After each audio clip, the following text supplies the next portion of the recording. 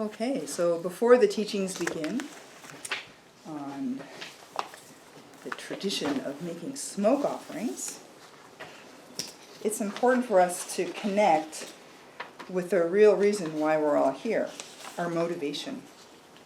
Okay, in the Buddhist tradition, we always aspire to begin our activities with the highest motivation possible. And if you think about it, you're all here for different reasons. Right? You all came from different places. You all have different motivators, why you wanted to come to this teaching, what brought you here. We all have our own agendas and our own motivations. But underneath that, if you really look deeply, we all share the same wish to benefit others. Right? We came here, we want to learn something to use to benefit others. So it's important for us to first connect with that aspiration, that what we call bodhicitta in Mahayana Buddhism, that is to benefit others. We all have this, we all share this. This is our common ground. So we just take a moment and reflect and connect with that bodhicitta, that compassionate wish that whatever I'm learning this weekend, may I use it to benefit all sentient beings. Okay, so we're going to be talking about the tradition of smoke offerings according to the Tibetan Buddhist tradition. And, of course, the tradition of making incense offerings and smoke offerings is common in many spiritual traditions. I think in most religions, incense is offered in the temples and the churches, and all these traditions have this idea of offering aromatic smells and smoke. So in the Tibetan Buddhist tradition, we have a very strong practice. It's a very fundamental practice of making smoke offerings, or what we call sang. The word for it in Tibetan is sang, offering. And sang, the Tibetan word sang, means pure, or purify, or to be pure. Such as in the Tibetan word for Buddha, Sangye. Sangye is the one who is the most pure, completely pure. So that kind of tells us a little bit about this idea of what smoke offerings do, is they purify. They have this effect of purifying.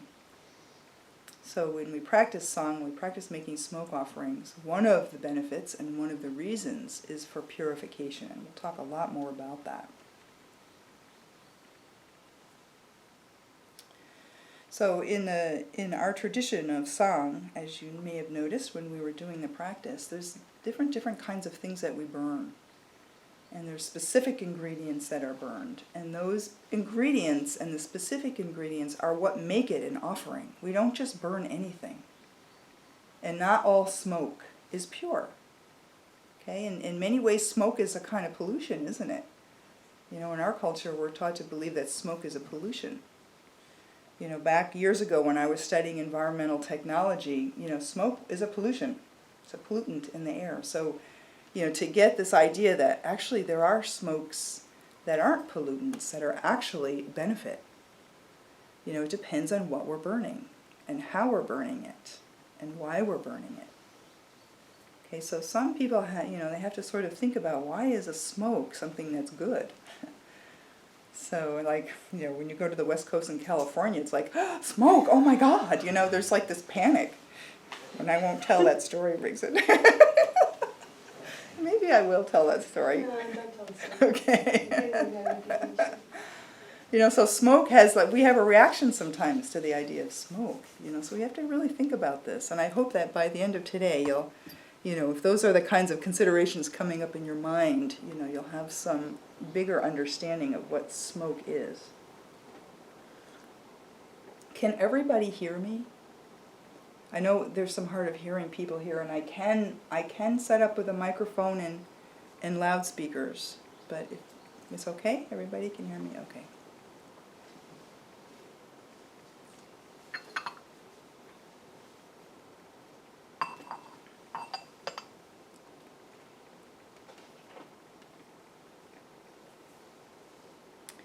Okay, so the history of this practice of offering smoke in the Tibetan Buddhist tradition, there's some debate about whether it comes from Buddhism in India, whether there's any reference of making incense offerings in Buddhist India when Buddhism was in India, or did it start from Tibet? Did it come from the indigenous Bonpo tradition of making smoke offerings? And in Lama Darwa's research, he came across several sutras from the Buddha where it clearly talks, people come to the Buddha with a problem, and the Buddha tells them to burn these combinations of things. In one case, it was to purify an illness. One of his sponsors that donated the Jetavana Grove, where Shakyamuni Buddha and his monks spent 35 years, every summer for 35 years. One of the owners of that got sick and went to the Buddha with, what do I do about this? And the Buddha said, well, in some past lives you had committed these transgressions. You had created harm, and so now there's this sort of karmic debt that has to be paid. And in order to really be cured of your sickness, you have to burn these substances. So there's references of the Buddha telling somebody to burn substances in order to heal from an illness. And there's another reference in another sutra where somebody comes to Shakyamuni and has a different kind of problem. And she wanted to invite Shakyamuni and Shakyamuni's monks to a meal. And the Buddha told her, anytime you want us to come, I will be there. Just burn smoke on the top of your house, and I will see the smoke and I will come.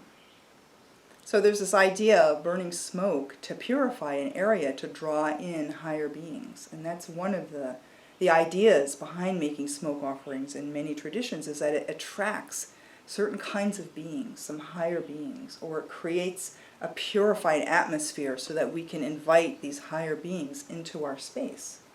So that's a common purpose for making these smoke offerings. And so it's mentioned in some of the sutras that Shakyamuni instructed this woman who wanted to invite Shakyamuni that anytime you want, just burn the smoke, burn these aromatic herbs, and I will be there.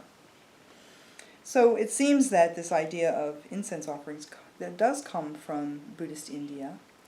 But then in the 8th century, when Padmasambhava, the founder of Tantric Buddhism, came to Tibet from India, he really brought this idea of smoke offerings at that time. He taught many kinds of different song and different smoke offerings to deal with different problems that happened.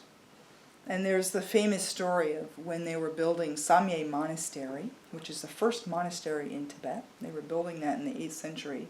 The king of Tibet, King Trisong Detsen, had invited Padmasambhava, this great Indian saint, Buddhist sadhu, yogi, to come and help establish Tantric Buddhism in Tibet. And so they built this big monastery to become the first university there. And they had many, many problems. And the king got very sick and came and was going on and on and on. Nothing could cure him. The doctors couldn't cure him. The other Bonpo priests couldn't cure him. And so finally Padmasambhava said, well, the problem comes from the fact that we cut down all these big trees to build this monastery. And those big trees have many spirits. And so the spirits have become very angry. So to appease the spirits, or to apologize, we have to make this incense offering. We have to burn these special things and to make an offering to the spirits as an apology. And that became the first song in Tibet. It's called the Knoll Song, and I will be giving you a copy of that text. We'll be using that tomorrow. And then they wrote a copy of this song on the walls of Samye Monastery. And so that became sort of the first practice of song offerings. And then Padmasambhava also taught many other kinds of incense offerings. One of them that we just did, that's called the Riwo Sangchod. And he hid them as treasures. Okay, so in Tibetan Buddhism we have this tradition of treasure finders and treasures, teachings that are hidden in the elemental realms, hidden in the water realm, and the air realm, and the space realm. And then later in the future they're revealed by certain tertans, or treasure revealers, that have this special connection, and they reveal them from these subtle realms and bring them into manifestation. So in the Tibetan Buddhist tradition we have many, many teachings like that are treasures, terma treasures. And this practice that we just did is a treasure, a Terma treasure, that was discovered in Sikkim by Lhotsen Namkhai Jigme in the 16th century, in the 17th century. And he was a reincarnation of somebody, of Guru Rinpoche's original students, and it was prophesied that he would reveal this practice. And at that time, Sikkim was kind of a wild place. Sikkim is now part of India, but it was one of the Himalayan kingdoms between Nepal and Bhutan, a small kingdom that had its own indigenous shamanic culture. And Lhotsen Namkhai Jigme in the 16th century brought Tantric Buddhism to this kingdom. But he had to open it. It was considered a hidden land, or a Bayul, as they say in the Tibetan Buddhist tradition. A Bayul, hidden land, really means a place that nobody knew about. It was hidden from common knowledge. And so he had to discover this hidden land and then bring the teachings there to open the hidden land, which means to bring the doctrine of the Dharma, the light of the Dharma to the land. And so we say we open the land. And there was many, many problems. He had many obstacles, many spirit obstacles, weather, bad snowstorms and starvation. He and his followers suffered very much trying to open this hidden land to bring the Dharma there. And then Lhotsen Namkhai Jigme had a dream where this Daikini came to him and revealed this teaching. He said, you have to do this song offering, this smoke offering, and burn these particular things. And from that dream, he wrote down this text that we just practiced. And by doing that, it purified the problems, because the Dakini said, some people in your retinue are coming here with bad karma. They have a sort of negative or a dirty energy, and that's preventing you from accomplishing your goals. So to purify that, you have to burn these substances and make a song offering. And so then this practice was opened, they did it, and then they were able to proceed and enter into the kingdom of Sikkim, and then the rest is history. Now the Lhotsen Namkhai Jigme is now the patron saint of Sikkim, and this practice of the Riwo Sangchod is practiced widely throughout Sikkim. It's one of their sort of national treasures, this terma. So we have different kinds of song offerings that have been discovered over the last 500-600 years. So you'll find many, many kinds of song offerings from different lineages and from different practices. And what we're going to be focusing on is the Riwo Sangchod that we just practiced this morning. And then in addition to that, I have other different song offerings that I will be giving you and be giving you the transmission for. So you have different kinds of incense offerings that you can do for different reasons. Sometimes we do incense offerings for certain reasons. We want to accomplish certain things. So sometimes we have to burn a little bit different substances, and the object of our offerings change. Okay, and we'll talk more about that.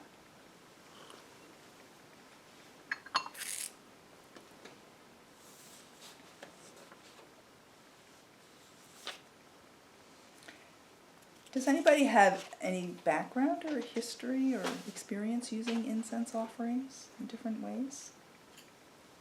Yeah? What is your experience? How you're using incense? Or smoke? Well, we have Outer Tradition, which is a chocolate lineage. We have smoke offering, which is a daily practice. Yep, a daily practice, yeah. In the Chokling lineage? Chokling Tersa, yeah. Another terma of song. Yeah, one of many. Yeah. So you're doing it as a daily practice? Mm-hmm. Great. Excellent.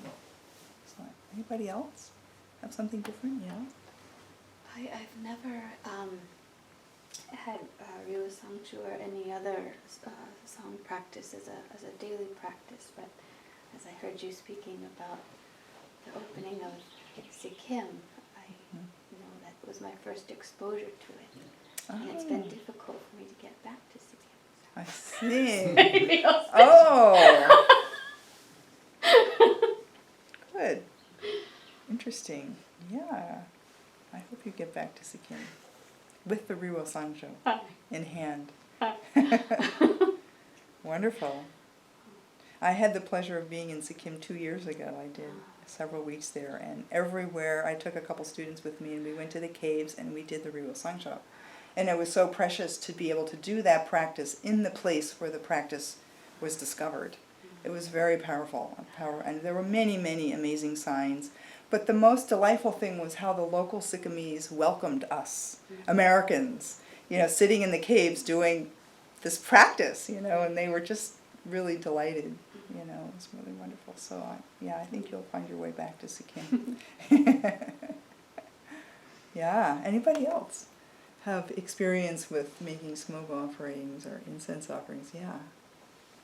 I do the same Riwo Sangchod practice, Mm-hmm. Same lineage, Yeah. and it's been my daily morning practice for Yeah. Wonderful. a while. Wonderful. Wonderful.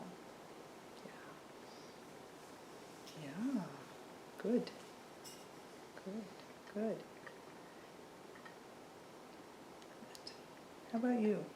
You have some background? What is your name? My name's Kelly, and this is Kelly. all new to me. Yeah, and I think you're from the area, aren't you? Where are you from?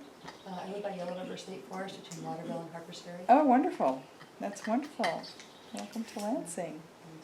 And So you're jumping right in. jumping right in. That's and, great. Yeah, there's just, I love to learn, and this has a really great energy to it. Yeah, good, good. Well, there'll be something for everybody. And if sometimes I'm using terminology or something you don't understand, just raise your hand, and I'm happy to. Yeah, I do some really basic things like saging my house and That's and that, it. but I was hoping somebody would but all bring that up. But all this part of it's all new. Yeah, saging your house, isn't that comes from the Native American, this idea of burning an aromatic herb and what does it do? Saging your house means? It clears the negative energy out, and they actually recently scientifically found that it actually is an antibacterial, antiviral, so that's really interesting. I read that, yeah. So now we have a physical, proof. Yeah, it does purify, yes. Purifies on that level as well as other levels. But yeah, a lot of people have experience with sage. They've done sage, or at least incense to at least make a room smell better, right? So we all have some kind of idea about incense and making smoke. So, okay, so let's talk a little bit more about this idea of purifying. And we're going to talk about this from the Tibetan view of what we're purifying. That in the text, when we read through these texts, there'll be many, many sort of statements of what we're purifying and who we're offering this to. And so I want to clarify and go more deep in these ideas. So in the text, it'll say the word obscuration in English. We're purifying obscurations. Sometimes obscurations. Sometimes it'll say defilements. Sometimes it'll say obstacles. The Tibetan word for that is drib, D-R-I-B, drib. And this is a really big concept to understand, and it's not talked about a lot in traditional teachings, and I want to go into this because it will open up a whole nother sort of level of understanding of what we mean by obscuration and drib.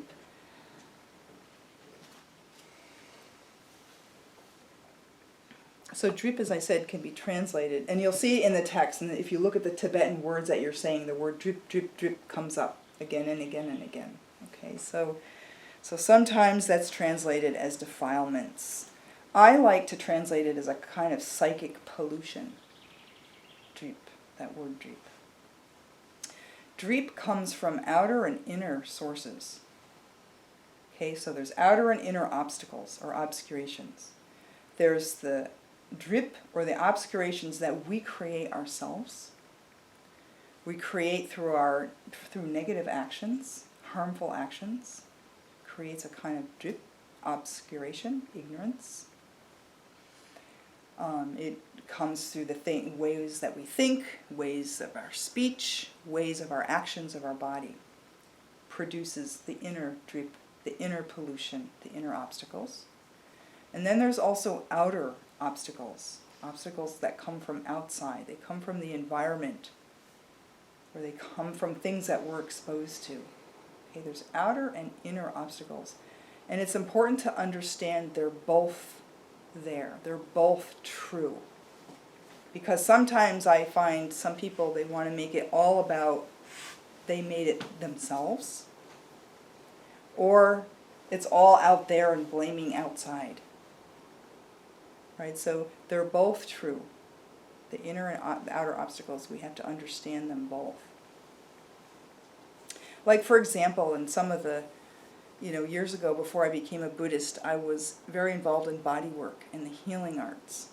And I had this kind of view that all of my problems, I could find a psychological reason why I was having this problem. I was always looking in the inner obstacle. Like, I'm having these problems because this kind of, it's an outer reflection of something going on inside me. If I got sick or I had some kind of, unexpected thing, I was always looking at, what's going on in me?